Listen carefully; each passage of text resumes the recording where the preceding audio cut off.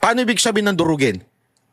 Yurakan, dumihan, perception, everything is perception. So, dudumihan nila ng dudumihan ng kalaban, pakakasuhan nila para magmukhang may kasalanan. It doesn't matter to them whether they're convicted or not. As long as kakasuhan nila na non-bailable para pag nakakulong, ang dating nung kasi sa atin, may kasalanan na eh. Kasi marami sa mga Pilipino, hindi nare-realize to. Maraming nakakulong ang hindi convicted pa. At marami nga dyan, naubos na ang panahon nila, nasa loob ng kulungan, tapos biglang mapapawalang sala. Dahil lang wala silang perang pangbayad ng abogado, tumagal yung kaso nila. Kasi meron tayong mga tinatawag na non-bailable. Halimbawa, meron kang kaso, hinuli ka, kinasuhan ka ng non-bailable case. Lalo na itong mga ikakaso kila Senator Bong Revilla. Kaya yun nangyari kay Bong Revilla at kay Jingo Estrada. Nakulong sila, tapos eventually sinabi ng korte, wala silang kasalanan. Pero nakulong na sila. Ganong katindi ang ano sa atin. It took time. Ano nangyari nun? Basta, buong administrasyon ni Pinoy, kulong sila. Inuulit ngayon. Ganong kasama itong gobyerno to. Alam mo, nung panahon ni Pinoy, yan yung ayaw na ayaw natin eh. Actually, yan yung ayaw na ayaw ng mga Marcoses din nung panahon na yun. Bakit? Lahat ng mga, di ba yung panahon ni Cory, panahon ni Pinoy, lahat ng kalaban, pinapakulong, kinakasuhan. Ganon na nangyari nun eh. Galit na galit ang mga Marcos nun. Ngayon, yun din ang ginagawa nila. Pinakukulong, pakukulong, tapos wala na silang pakialam whether convicted o hindi. Basta importante, during my term as a president, kulong kay lahat. Anong patunay nito? The Hague. The Hague ang patunay nito. PRRD, patunay niyan. Ikinulong ng walang kasalanan, walang kalaban-laaban, pinadala sa ibang bansa. Alam nila na sobrang powerful ni Pangulong Duterte pag sumama ng mga rally, pag nangampanya. Remember, tignan nito kailan nangyari na napakulong si Pangulong Duterte? Sa The Hague. Kailan siya dinala doon? Before the senatorial election 2025. It's all about election. 2028, it's another election coming. Sabi nga nila malapit na yan. 2026 na next year, simula na ng 2027, simula na ang kampanya. So talagang sobrang lapit na yan. Anong gagawin? Pilayan ang lahat ng kaalyado ni VP Sara Duterte. That's their goal. Pilayin lahat. Lahat na may hawak. Kaya sabi ko sa inyo, una lang to si Senator Bong Revilla, una lang to. Again hindi ko pinagtatanggol ito. Ang sinasabi lang natin, yung katotohanan at nakikita nating nangyayari, mga kababayan. Huwag tayo magbulag-bulagan. Eto na naman tayo maloloko tayo, ilang beses na tayo nabudol hindi pala ako kasama dun. Pero ilang beses na nabudol ang mga Pilipino dahil nagpapaniwala lang sa kumpas ng media. Bayad naman ng mga media. Bayaran niya mga yan. So ngayon, ganun ang ginagawa nila mga kababayan. Lahat ng kaalyado ni VP Sara, yung mga malalakas na pamilya, nakita ko si Chavit Singson kakasuhan din Mantakin mo. Nagsalita lang ng laban kay Marcos, kakasuhan na nila. Dudumihan na nila. Ganito ginagawa nila Kakasuhan, nilagay ito bilang hitman para kasuhan. Yung sabihin ng hitman, hindi yung hitman na napapanood natin. Hitman, kakasuhan yung mga kalaban. Tapos meron silang hinire na mga trolls, di ba? Panoorin nyo yung pagtatanong nung anak ni Marcoleta, yung congressman ngayon. Pagtatanong niya bakit may perang ganito na pinamimigay, may level of networking dyan sa loob ng PCO. Para sa mga merong pinaka-head na mga vloggers, tapos may mga bayaran sa ilalim. May trolls talaga sila. So, gagawin nila, pakakasuhan nila, bababanatan nila para masiraan. Kaya nga tingnan nyo, si Chavit Singson noon hinahangaan, dati, ng mga loyalista. Nung nagsalita, lumabang kay Marcos, lahat ng trolls, inatake siya. Masamang tao, bla bla bla bla bla bla. Pero dati, kampi nila. Kasi, alam naman natin, aside from political influence ng mga Singson, may pera yan. Malaki pera niyan. Inuna na nga nila si Tebes dahil alam nila malakas si Tebes sa Negros. Si Pastor Kibuloy, binanatan din nila. Bakit? Alam nilang financier, tumulong din At kita nyo naman kung paano nakakulong pa ito si Pastor Kibuloy kung paano siya tumulong noong 2025 election sa PDP. Todo-todo. Siya lang ang KOJC lang, ang SMNI lang nakakagawa ng simultaneous rally. Ilan yun? Nakikita nyo, di ba? Nakabidyo kami nun. Ganong kalupit. Kaya pinilayan din ng todo. Winasak din ng todo. Dudurugin talaga. Siyempre, itong Cavite, dapat ang mga rebelya. Marami pa yan. Basta malalakas, wawasakin nila. At supporter ni BP Sara Duterte. Nakasulat na yan, nakalista na yan. Ito mga ito. Ano na ito? Yariin na ito. Kasuhan na yan. Anuhin natin. Kaya lang, sabi ko nga sa inyo, as always, I keep on telling you, ladies and gentlemen, hindi po natutulog ang Diyos. Yan ang lagi niyong tatandaan. Hindi natutulog ang Diyos. Kasi sabi ko nga, alam mo, natatawa nga ako Actually, sino ba nagsabi sa akin to? Isang banateros nagsabi sa akin to si Jay ata, sabi niya. Di ba, kinasuhan ka rin ni Sam Bersosa?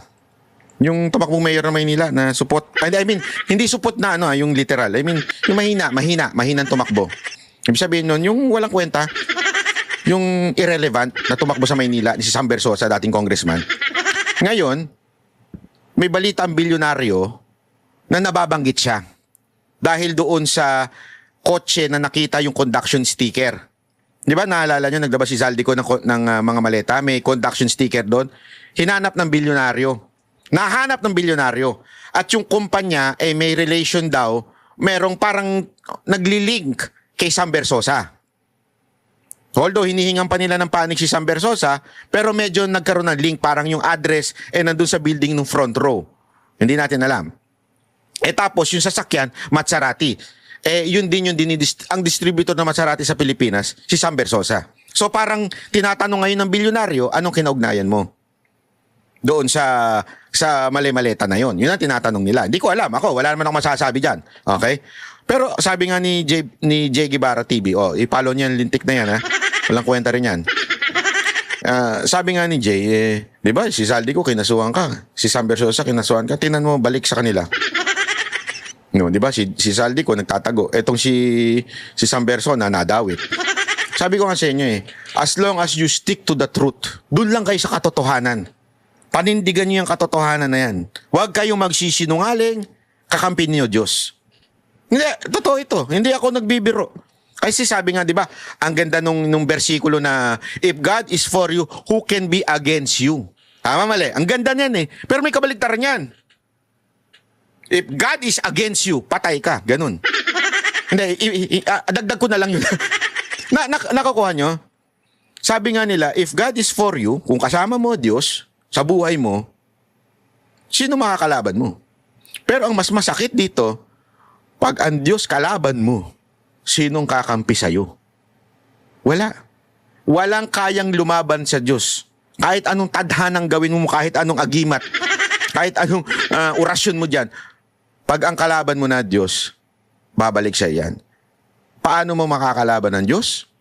Pag ikaw nandedehado ng kapwa, injustice, pag ikaw ay nagsisinungaling, di ba?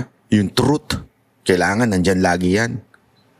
Babalik sa'yo at babalik sa'yo yung consequence niyan. Kaya nga sabi ko sa inyo mga kababayan, let's just stick on the truth. Etong mga nangyayari sa Pilipinas, matindi ho ito. Lahat ng kasinungalingan kaliwat kanan. Fake news kaliwat kanan. Yeah? Pinagpaplanuhan ng impeachment ni BP Sara Duterte. Lahat pinagpaplanuhan. Lahat ng kakampi ni BP Sara Duterte pinagpaplanuhan. Para lang talaga madurog ang mga Duterte sa Pilipinas. Pero hindi natutulog ang Diyos. Kaya nga, ang question ko ngayon sa Noche Buena,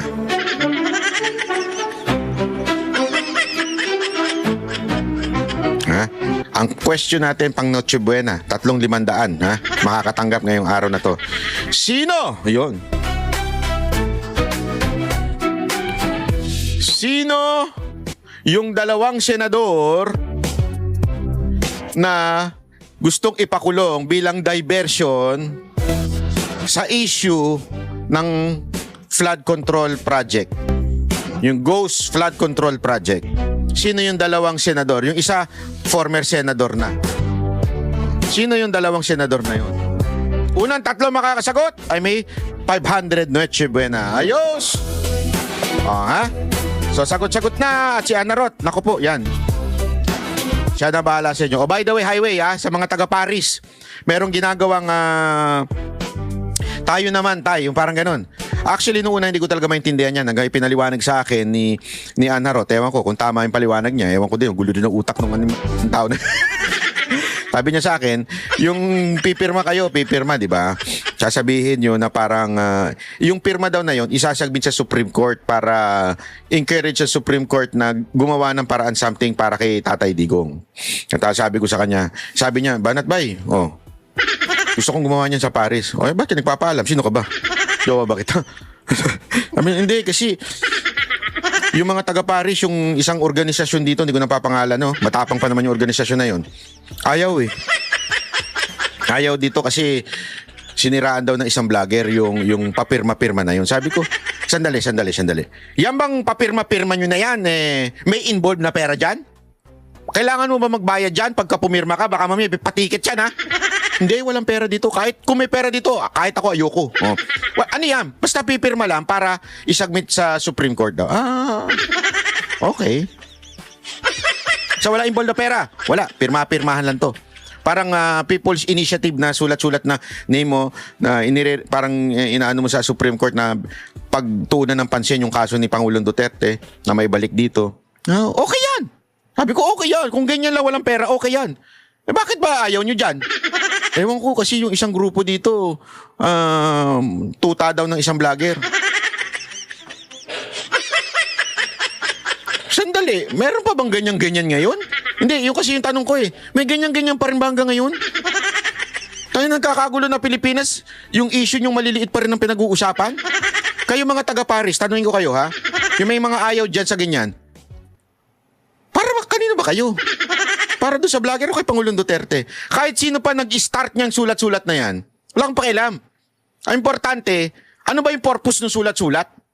Ano bang purpose niya, linya-linya na yan, yung pirma-pirma na yan? Kung para kay Duterte, go. Kung para sa isang vlogger, sa isang grupo, wag, kung ayaw niyo sumuporta. Pero kung para kay Duterte, bakit ayaw niyo suportahan? Unless may pera na involved. Wala namang pera involved bakit yung grupo dyan sa Paris ayaw niyo suportahan? Sino ba? Ano ba? TDS ba kayo o MDS kayo? Sige nga, tanongin ko kayo. Anong MDS? Marcos diehard supporter. Kayo talaga, oo. Gago! Hindi, DDS ba kayo? Duterte supporter ba kayo? O vlogger supporter kayo? Sabi ko nga sa inyo, kami Banateros, huwag nyo kami suportahan. Suportahan natin yung makakapag-ayos ng ating bansa. Yung gaganda ang ating kinabukasan at ating mga henerasyon. Hindi kami mga vlogger na suportahan nyo. Tangina, huwag na kayo masyadong panatiko. Hindi, dito pinaniniwala akong vlogger. Hindi, dito lang ako sa mga ganito. Ay, dito lang, walang ganon. Lahat tayo, sumusuporta tayo sa bayan natin. At sa pagkakataong ito, ang mga Duterte ang makakatulong sa atin. Makakasalba sa dumadaos-dos na nating bansa, ang mga Duterte. Diyan tayo. Hindi, supporter ko, vlogger ako ni ganito, vlogger ako ni ganito, ay putang ina nyo. Gago pala kayo. Hindi kayo para sa bayan. Para lang kayo sa vlogger. Eto, tanong ko sa inyo, kung si General Luna merong negosyo, bayan o negosyo? Ako, meron akong tanong sa inyo, vlogger o Duterte? Pahala na kayo. O kaya, vlogger o bayan? Huwag kayong panatiko. Huwag kayong panatiko. Again, wala ko sinasabi, huwag maniwala kayo sa akin. Hindi. Kung makakatulong ito sa mga Duterte, na si Pangulong Duterte ang umayos ng bansa natin, kung makakatulong sa kanya to, gawin natin. Kasi wag na natin yung kaninong credit mapupunta to. Walang ganun. Si Duterte po, ano ba?